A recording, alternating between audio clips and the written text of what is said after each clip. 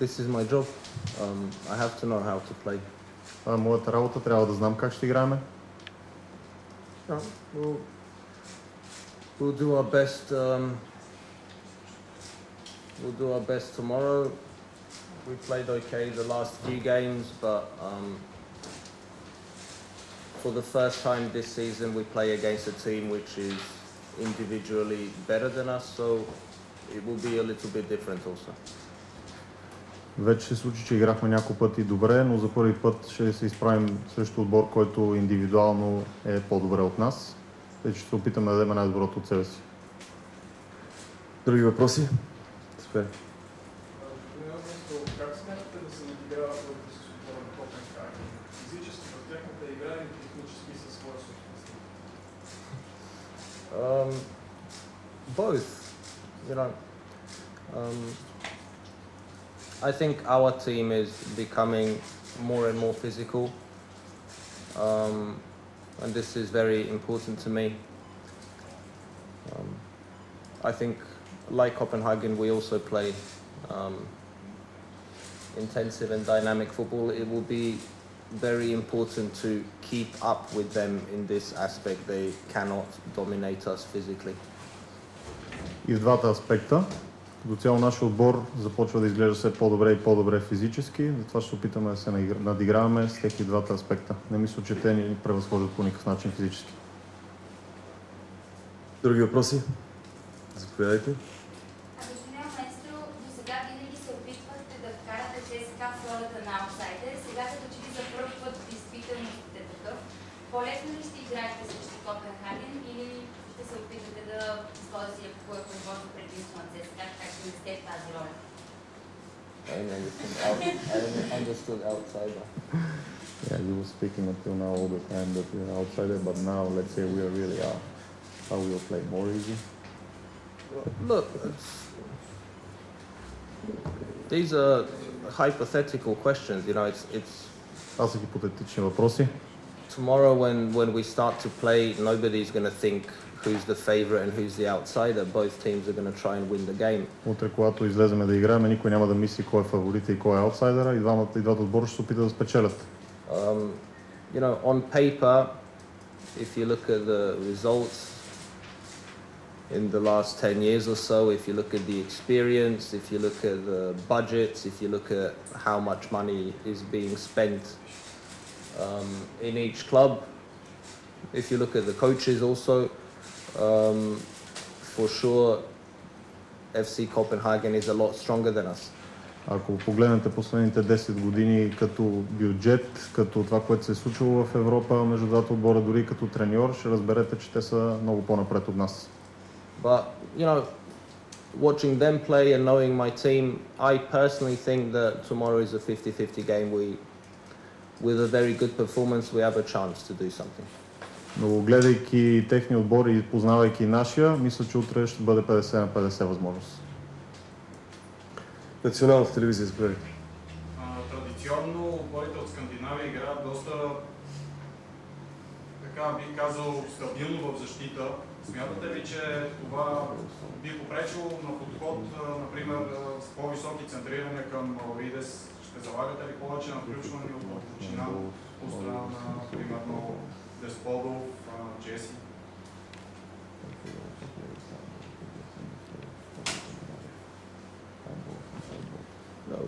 We'll play some passes to Maurides and also some passes to Despodov, I think, tomorrow, so you'll be happy. Ще подаваме и на тримата със сигурност. I don't know, I think we have to play to our strengths. We have to use what we have. I always like to, you know, base our game a little bit around the characteristics of our strikers. Сигурно ще използваме нашите силни страни. Като цяло аз обичам да използваме играта чрез нашите нападатели. You know, so we'll see. You know, at the end of the day, we're either going to win or lose the critical defensive and offensive duels, and usually this decides the game. But come back to your question, yes, I know it's not a very good idea to hit high balls towards Jorginho, and it's also not a very good idea to send Morides long. I know my players, but thanks for reminding me. Дълга работа. Да се върна на вашия въпрос, знаем, че не е много добра идея това да използваме такива топки към точно определени футболисти, защото са достатъчно добре подготвени физически и са високи. Ще използваме други наши качества. Тема спорт. Господин Маестро, през 2011 година сте мощни по Столков на нова, когато побеждавате Копенхаген в групите на Лига Европа. Какво си спомняте от този случай? What do you remember from those games? I remember the game in Copenhagen because this is the game where we qualified from the group, and then we had a big party. I remember we had lots of fans. Помня матча в Копенхаген, когато го спечелихме и се квалифицирахме за групите. I remember Lars Stindl scored a fantastic goal as well to win the game. I can't remember how we played at home, maybe 0-0 or something. Мисля, че вкъщи. Yeah. Was it the same coach as well? I don't know. I know I was in Hanover when Solbakken was coach of FC Köln. I know that. But I remember, nice ground, very good fans, and always a very good team. Хубава атмосфера и винаги добър отбор.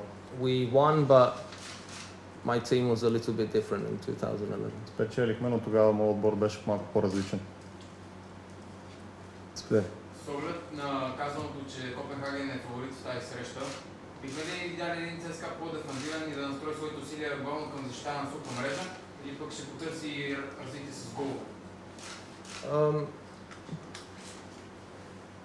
Well, I'm not going to tell you, There's too many coaches in here. You're asking me, are we going to play defensive, offensive? Are we going to hit the balls to Morides or to Despodov? And so I'm not going to tell you, right?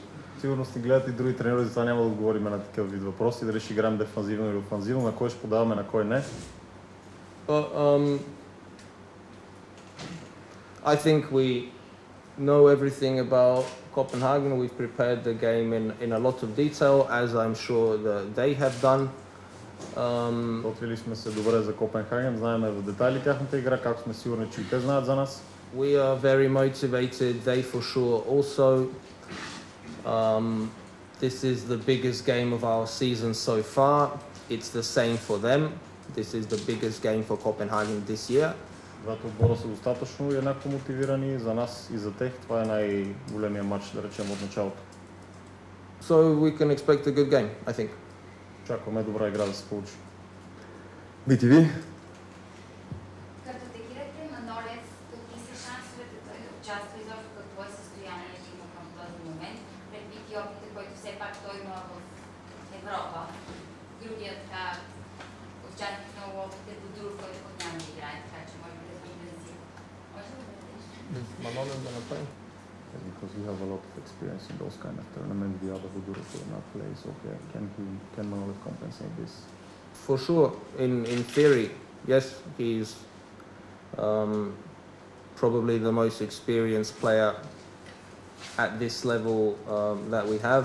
На теория, да, със сигурност той е най-опитният играч, който имаме на това ниво. Unfortunately, I think that for tomorrow, this game comes too early for him. He's only been training with us for a few days. Мисля, че е прекалено рано за него, защото от няколко дни е напълно с отбора. But we are hoping to profit from his quality and experience in the games to come, and I hope we have more than two. И се надяваме да използваме неговия опит в бъдеще, като се надяваме тези мачове да са повече от два. Други въпроси, тема спорт? Клише, но коя е най-опасната страна на Копенхаген, за което трябва да внимавате? They are a very good team.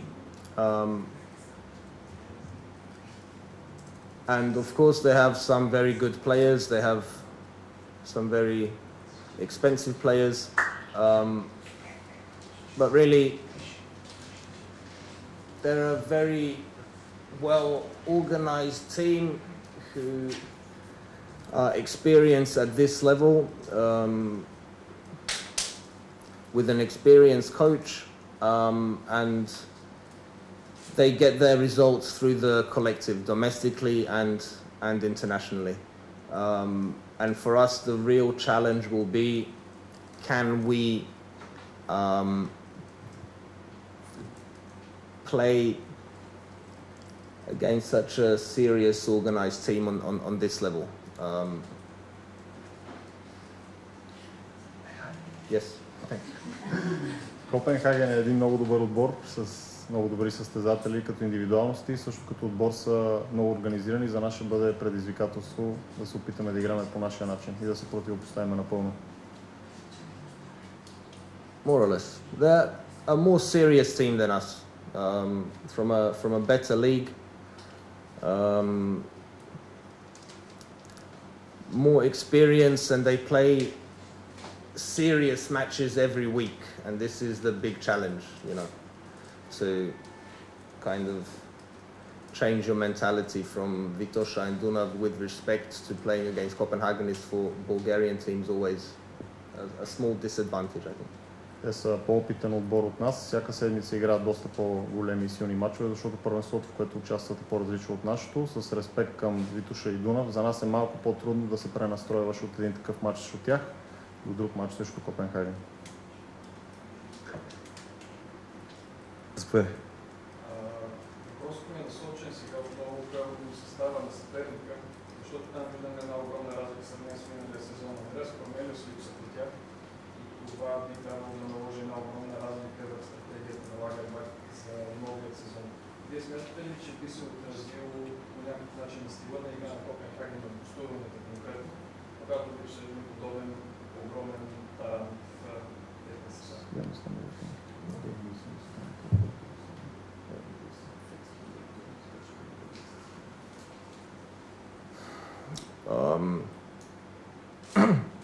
You know, players come and go. In terms of the strikers, I think FC Copenhagen are okay. I've seen a lot of games where Kodra was on the bench, and I'm telling you, in CSKA Sofia, this player would not be on the bench. So Играчи идват и си заминават. Гледах няколко мача на Копенхаген, в които Кодро беше на резервната скамейка и ви казвам, че ако той е в ЦСКА, няма да бъде на резервната скамейка. So I think offensively they're okay. Мисля, че офанзивно са добре.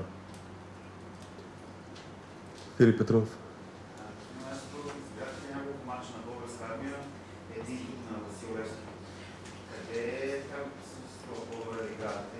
Мисля, че един тези до това да си на този стадион.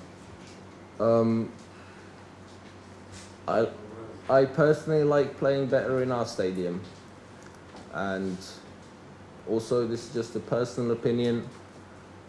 The best games were against Admira and against Riga, where the fans were somehow close to the pitch. Предпочитам нашия стадион, специално в мачовете срещу Рига и срещу Адмира, когато феновете изгледаха, че са много по-близо до нас. Those games were, you know, they really carried us. The stadium here is also very nice, and if lots of people come tomorrow, then, which I hope, then also this will be a help. Този стадион също е хубав. Надяваме се, че ще има много повече наши фенове. Ще бъде също една добра атмосфера. Други въпроси? Заповядай. Заговорихте за това, че Копенхаген са доста по-скъпи от отбор. ЦСКА това определено всички проблеми е факт. Но спомняме преди няколко години, че Лагербак насочи точно по този начин битките преди матча с Манчестър Сити. Той там каза, че Манчестър Сити са много по-скъпи отбор, насочени най-цяло към тях. Вие днес по някакъв начин искате наистина да се изкарате въпроса на отбора, който е аутсайдер и всеки положителен резултат би бил изненада, или утре може да очакваме наистина една сериозна и равностойна битка с ЦСКА. Също по-скоро. I think сериозна равностойна битка, yeah.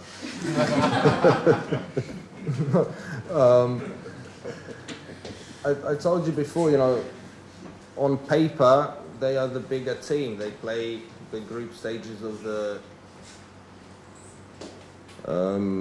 Europa League or Champions League almost every year for many years. For them, it's normal to play the group phase and it's normal to go past the group.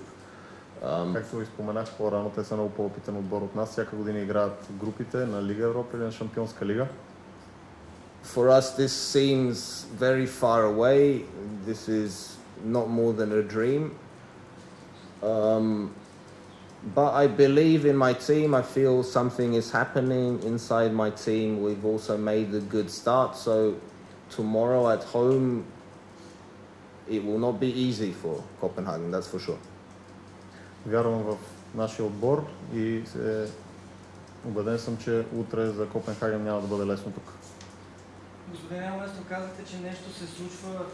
Бихте ли разказали малко повече за атмосферата и изобщо промяната, ако има такава, най-вероятно позитивна, разбира се, от първия момент, когато дойдохте за футбол? Изобщо настроението сред футболистите. You know, we're excited. Most of the players have never played these kind of games or haven't played them for a few years. За нас е вълнуващо. Повечето от нашите състезатели не са играли въобще или до преди няколко години такъв вид игри. We are confident because we've been winning everything that we've played so far. В същото време сме уверени, защото всички битки, които изведахме до тук, ги спечелихме. You know, we're working hard and slowly we are starting to believe that maybe we can have, you know, a special season or some kind of success this year. Работим упорито и здраво и започваме все повече да вярваме, че ще имаме един успешен сезон. Филип Петров. Как би се струва отбора преди първия матч с Лига и след последния матч с Адмиралатия? Имате така по-голямо самочувствие в футболистите?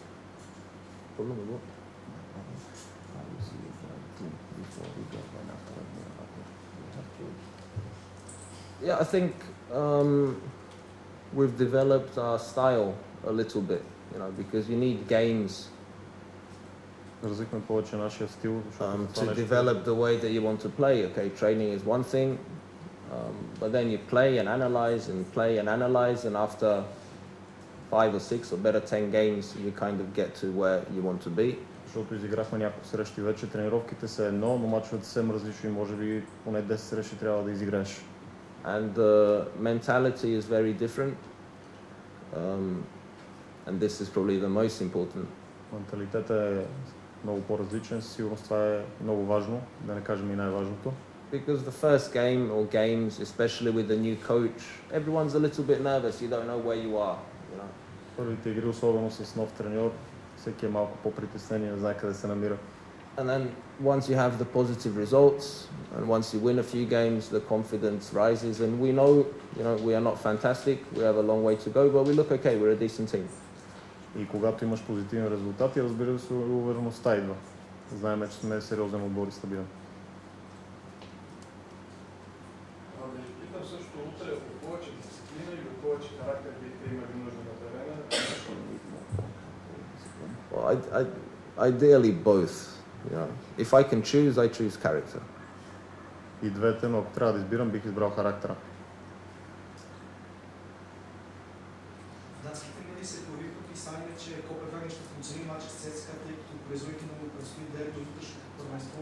Това ли е шанса на ЦСКА и според вас възможно е да подценят този матч? No chance. This is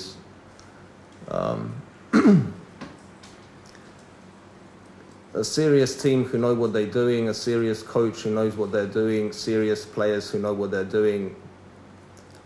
With respects, the journalists, you know, they don't always know how football works. This is the biggest game of the season for Copenhagen for sure, and this is how they will play. Няма шанс да ни подценят, защото това е отбор, треньор и играчи, които много добре знаят какво правят. Or do you think that for the return leg when we fly to Copenhagen, we're going to underestimate them and not be motivated because 3 days later we play against Ludogorets? This is not a serious notion. Това е също все едно, когато ние отиваме там, да ги подцениме при положение, че след 3 дена ще играем и с Ludogorets. Други въпроси? Малко информация за билетите в края на пресконференцията. Със сигурност в момента все още има голямо търсене на билетите, ако не се лъжа около или даже над 15 000 са вече продадените билети. Убедени сме, че утре на стадиона ще имаме нашия 12-ти играч, защото публиката на ЦСК, всички сте наясно, че е най-голямата публика в България. Вярваме, че нашите фенове ще дойдат на стадиона и утре всички, дай Боже и с малко късмет, да имаме една прекрасна вечер да изживеем. Благодарим ви за вниманието. И всъщност рязко два въпроса на края на пресконференцията. BTV, заповядайте. Предполагам, че и се приготвяме, но все пак официална информация да получим за Будур.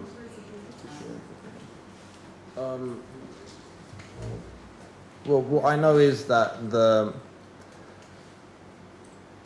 the appeals procedure and the timing of the deliberations at UEFA are such that Bodurov will definitely not play tomorrow. Доколкото знаем, нашия апел, който беше отправен и времето, което трябва да се обработи този апел, със сигурност няма да играе утре. This is what I ask because this is what's important to me. I know our legal team is still working on achieving some minor changes in the sanctions, but he will not play tomorrow. Със сигурност се опитваме да постигнем някакъв резултат с намаляване на санкцията, но няма да играе утре. Може ли официална информация да ви може да получи билети, защото днес в Славното казаха до човека, че няма билети, съвсем случайно попадна. Това, което... Така е, да. Има огромно търсене към билетите в почти всички центрове, в които Ticket.pro, нашия партньор по отношение на билетите, продава пропуските за матча утре. Доколкото сме информирани, по всички проблеми навсякъде се работи и отстраняват моментално. Така че със сигурност, ако има някъде проблем, той бързо се отстранява и има възможност. Много от секторите, по-скоро от отделните входове, вече са затворени, защото за там билетите са свършили. Така че всеки наш фен би могъл да се възползва и да си закупи билет за някой съседен вход, респективно и за съседен сектор. Но над 15 000 са продадените билети до момента. Страшно много заявки има и се обработват за билети. Убедени сме, че утре ще бъде атмосферата наистина уникална, каквато е на всеки мач на ЦСКА.